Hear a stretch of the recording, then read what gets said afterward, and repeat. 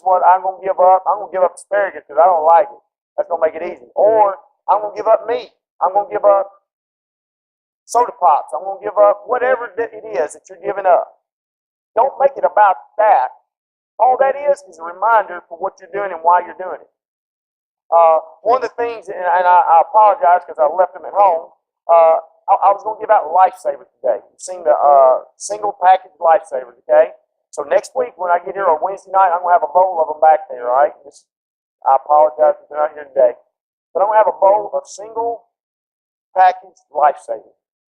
And that is for the life that we're praying for.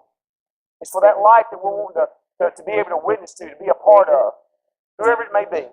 I want you to take that Lifesaver, and guys, I want you to, with the best that you can do, put it in your pocket, keep it in the package, keep it in your pocket, put it in your shirt pocket, wherever you need to do, keep up with it. If you need to tape it on your console of your truck. But every time we see that, it reminds us to pray for that person. Every time we reach our hand in our pocket and we touch it, it reminds us to pray for that person. Anything that we can do to remind us of what we're about and what this is about for this guy, for this person in our life. I want that to be number one on our list right there. But every time we touch that thing, we know we got to go to God in prayer. A Lifesaver. Be a part of a life changer. Check this out. In Joel's a really cool book. You probably didn't know that Joel was in there, huh? Joel 2:12-13 says, "Even now, declares the Lord, return to me with all your heart." Come back with your heart, guys. Not about an action, not about something really cool. Come do it with your heart. With fasting and weeping and mourning. Rend your heart and not your garments. It says, return to the Lord our God. Back in the old days, what they would do is they'd kind of rip their garment, their fancy stuff, but the things to let everybody know, man, oh yes, I'm fasting. Whew, I'm going through all this trouble and trial. Woe is me. And it wasn't about that. God said, I'm not worried about that garment. I'm not worried about that long faith. He said, I want you to come with your heart. He said, if you come with your heart, it's real. You come with mourning. You come with laying it at my altar. It's real. And guys, if we want to see life change, if you want to see life change, you got to be real. It's got to be a heart thing and not a food thing. Check this out. Let's look at number 4. Number 4, it says, put to death the flesh. Put to death the flesh. And we've talked about this before. You realize that we are a tri-being. We are a tri-being, a 3-part being. Right? Physical, spiritual, and mental. With me? All right. The physical and the mental. Those are the hardest two. You realize when you give your life to Christ spiritually, you are pure. You're as white as snow. But it's so hard for the other two to get on this spiritual page. It's very hard because it fails all the time. These two over here, man, they're torn by the world. But the world is right there, man. Internet, work, friends, all these things that we have adapted ourselves, we've been in the habits of and surrounded ourselves of. These two are affected by it in a major way. So therefore, they come over here and they walk over to spiritual and go, what are you doing? What are you doing? You failing? Let's jump on you for a while. And so what happens in your spiritual life, you begin to weaken. You begin to fail. And so it gets so tarnished, and we think, man, I want to tell you something, guys. Spiritually, when you give your life to Christ, you're as pure as you can possibly be. And our desire through fasting, our desire through being a part of a church, our desire through reading God's Word, being in prayer with Him, and being in a relationship with Him, not taking the title of Christian. All that is a title, guys. Throw that thing away.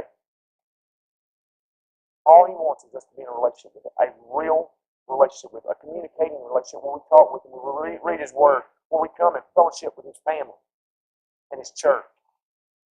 And there, the spiritual starts affecting the mental and the physical. And they decide, we need to get on this guy's page. And that's what I want. I want my life to reflect the spiritual side. That time when I walked down that aisle, when I was 9 years old in Gettysburg Baptist Church, man, tears were filling my eyes, and I walked down. I knew exactly what I was doing. I knew exactly what I was going to do that day. I was going to give my life to Christ. The moment I walked up to Dr. Leach, was his name, and he grabbed the hook of me and said, Andy, he said, what are you doing coming down here? I said, Dr. Leach, I'm giving my life to Christ today. I want Him to be the Lord of my life. I know I'm a sinner. I know I have failed. I know that there's something that I'm going without in my heart, and I know it's Jesus, and I want Him to come in and be the Lord of my life. And I want to do the very best I can to commit my life to Him for the rest of my life. He said, well, Andy, he said, man, you just said the whole thing right there. He said, let me pray with you. That moment right there, guys, when I prayed that prayer, that purity, that feeling is what I desire to be about. What happens is I've allowed the world to tarnish that. I've allowed the world to tarnish my mental side. I've allowed the world to tarnish my physical side. And therefore, it reflects on my spirit. So what we've got to do is we've got to get back to the spiritual and let it affect the mental and the physical. We kind of gotten out of order, haven't we? Check this out. It says right here in Romans 8:13, says, for if you live according to the sinful nature, you will die. But if by the Spirit you put to death the misdeeds of the body, you will live. Guys, we got to get back in order. Right there in God's Word, it says, man, I'll tell you something. If you allow this world to dictate to you, that's exactly what's going to happen. And see, you may go through and go, man, Andy, I didn't know. Man, Andy, I didn't know I was going to fall in this. Man, Andy, it was just a pop-up that come on the screen. I began to read, and that's how it happened. It was just a mistake. You're right, it was a mistake on your part, but it was a plan on the devil's part. Because he knows your weaknesses. We've got to be on guard. We've got to be on guard at all times, ready to defend that, to fight, and take care of that spiritual side. And so often we let our guard down and we relax. In this world, jumps all over us. The devil jumps all over us. Let's look right here at number 5. Choose a different lifestyle. I know for a fact of being able to speak with a lot of people over the last year that's in this church this morning, their lifestyle has changed in a major way. Before they got to the house, before they gave their life to Christ, I know that there are people in this room this morning that tell me, says, man, the moment that I surrendered, the moment that I gave up, the moment that I let go of the back of that chair and I came down and I gave my life to Christ, or I put Christ back where He's supposed to be, my lifestyle changed. My family's lifestyle changed. We began to hang out with them. We began to do so many other things that we had never done before. It was almost like we were happy again. It was almost like God just revealed something so amazing. But see what happens, guys, is every Sunday or every Wednesday, you come in and you sit back there and you sit, everything's good, everything's fine, and you hold on to the back of that chair. And God's asking you, He's begging you. His Holy Spirit is just falling on you, saying, let go. Let go and let me get this back in order. Let me get it back in order. Let me get your life back in order. Let me get your family back in order. Let me get your marital relationship back in order. Man, Andy, I'm not going down there, man. I ain't walking down front. No, people know me. I don't want to do that. And we go right back out. And we go right back out into this world, and that world just continues to harden that shell right there. What would happen if we allowed the King of Kings and Lord of Lords to get our life back in order? What would happen to your relationship with your family, your wife? I talked to, right, connection was so cool this morning. We began to kind of talk about men being one way, women being the other, you know, how we think this, they think that. I want to tell you something. There's going to be some amazing things that take place in that class. Because there's going to be some husbands and wives that reveal their true feelings. And so often, you guys, all of us, husband and wives, we go home, we go through the motions. We go through the motions for the sake of the kids, for the sake of whatever. That's not what God intended. What about that time when you were about 2 weeks before you're getting married and stuff, and you just can't wait to talk to her, can't wait to see her, can't wait to go on a date with her, can't wait to go up there and give her a hug. And now you're like, man, I can't wait to next week when we get paid, you know, whatever. It just becomes a routine. That's not what God intended for it. He intended marriage to be passion. He intended marriage to be a one-unit deal of just love and happiness. we've made it a job and we got to get the kids raised. When we get kids, we're gonna vote. We're gonna separate. We're gonna do whatever. That's not what it's about, guys. That's not what God intended for us to do. Let's look right here in Isaiah. Isaiah 58:3 said, "We got to choose a different lifestyle, life change. It must take place." It said, "Why have we fast?" They say, and you have not seen it. It says, "Why have we humbled ourselves, and you have not noticed? Yet on the day of our fasting, you do it as you please." The thing about it is, guys, there's so many people that come through here and say, "Man, I want to give my life to Christ. Man, I want life change." But the moment you walk back out that door, you go right back into the same routine that you were. There's got to be a change. When we fast, we got to fast with a understanding and knowing that this is our goal.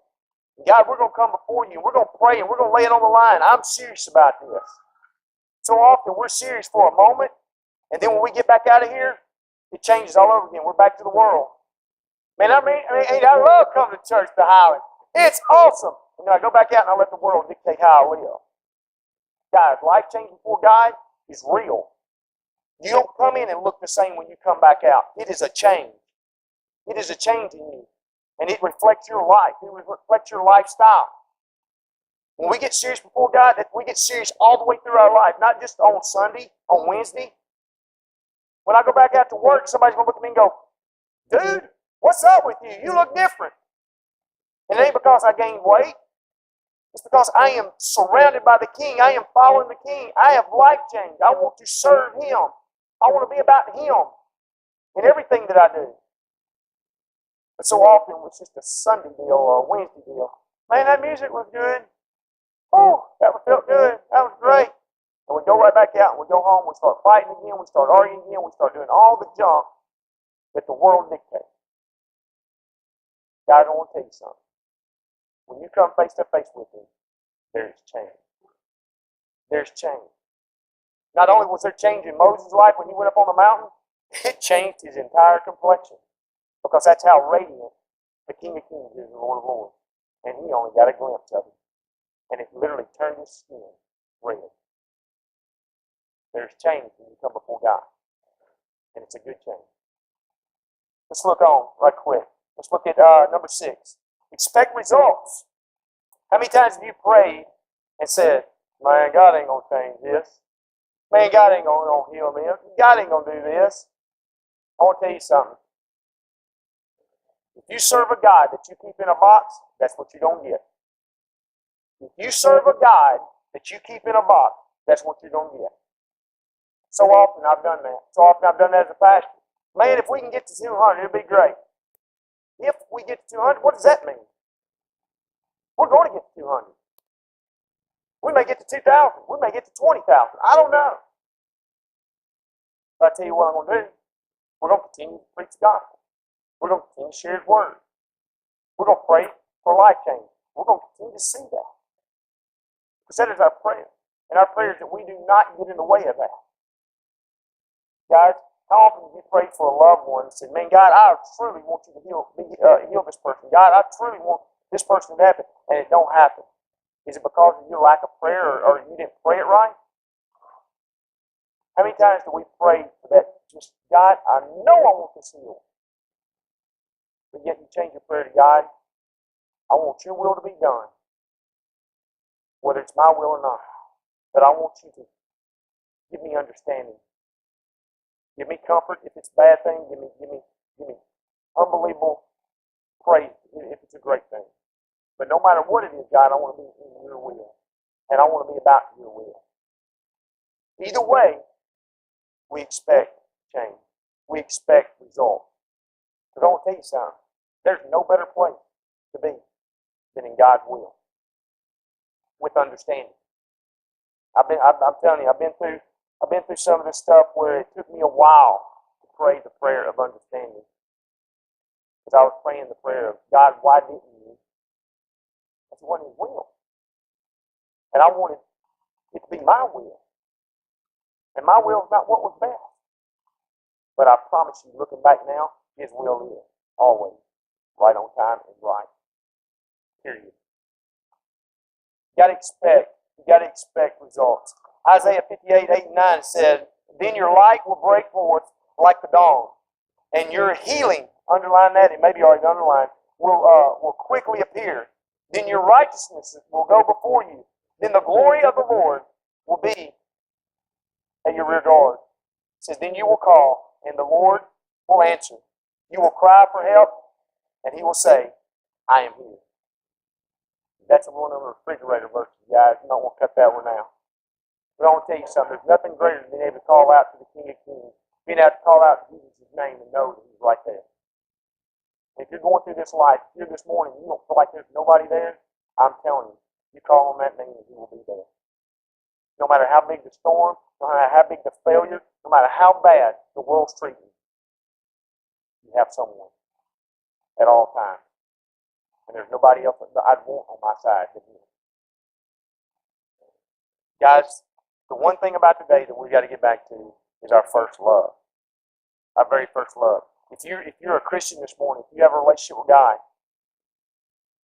we got to get back to that Sunday morning in Gadsden, Tennessee, when a 9-year-old boy sat there and his heart was beating so hard. I said, you know what he's going to do. He's going to walk down that aisle and he's going to give his life to the King of Kings and Lord of Lords. I can remember that feeling. I can remember that day. I can remember all those people coming down and hugging. I can remember the Sunday night when they filled the baptistry up down there, and I walked in, and I didn't know how to swim at 9 years old, and I thought, man, I hope I don't drown. But for that one moment, I could care less. Because it wasn't about drowning, it wasn't about being in the water, it was about being obedient before the King of Kings and Lord of Lords. And even as a 9-year-old, I thought, what if this feeling would last forever? You know what? So often we've gotten away from our very first love. That very first feeling as Christ come in, He literally saved me. He saved me from this world. He saved me from death. Oh, sure, this body, it's going to die. It's going to die. It's going to go away. But the gift that He gave me right there was eternal life. Do you miss that feeling? Have you forgot what that feeling is about? This morning, He's crying out to you saying, go back. Go back to that feeling so you can understand the life change that I have for you. That's the feeling we're supposed to be about right there. Not what this world has tarnished us in. Check it out in some scripture right here. It says, Matthew 22:37, it says, Jesus replied, love the Lord your God with all your heart, and with all your soul, and with all your mind. In John 4:23-24, it says, the Father seeks worshipers, and His worshipers must worship Him in spirit and truth. God, you were brought to this earth not to work that awesome job that you got, not to work that and get that paycheck, not to make all these babies and have all this fine home and this nice yard that you manicure and all these things that we do, all these baseball lessons, all these baseball games that we do. That's not what God called you here for. We are here to worship Him. We're here to serve Him. We're here to be about His work. Not all the other stuff that we put in the middle of it. It's not about that. Well, Andy, I got to work. Andy, you got to go play baseball. Andy, that's right. But we worship Him through that. It's about Him. He desires us to worship Him. Every prayer that I do with every athlete that I work with is, God, allow us to glorify You in the game of baseball, in the game of football. And whatever I do, I want to glorify You through it. Not be about my glory and my talent,